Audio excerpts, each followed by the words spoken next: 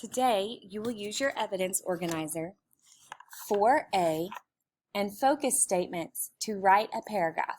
But first, I will model an informative paragraph for you.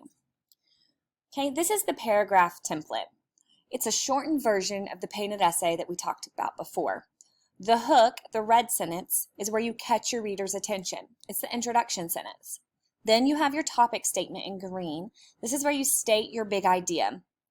The reader should be able to tell where you are going with the topic. They should be able to tell the main idea of your paragraph. The yellow is going to be the first point, the evidence for that point, and the elaboration on how the evidence relates to the point. Then you're going to have a second point, evidence and elaboration, which will be in blue, and then the concluding sentence where you connect your points back to your big idea is going to be in green. So let's look at one. First, let's look at how to start a paragraph with an introduction. Opening a paragraph with a quotation can set the context and engage the reader. Remember, the introduction is used to hook the reader. This paragraph starts, ancient philosopher and teacher Confucius is believed to have said, wherever you go, go with all your heart. Now let's look at, we're going to build on the introductory statement or the hook with a focus statement. This one states the big idea. So it says, this quotation, along with the other ideas of his philosophy, show you how important Confucius thought it was to be kind and good and to lead by example. Okay, the next section, the yellow section, this shows how you state a point, support it with evidence, and elaborate to explain why the evidence is important. So the point is, Confucius taught that people should be kind and lead a moral life.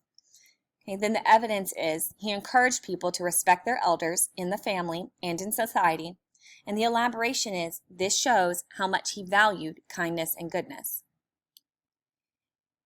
Now look at the blue section of the paragraph. It demonstrates how you state a second point, support it with evidence, and elaborate on the evidence. It says in his work, Confucius led by his example. He followed his own teachings and tried to do the right thing. In his own life, he did as he told others to do. Lastly, look at the conclusion.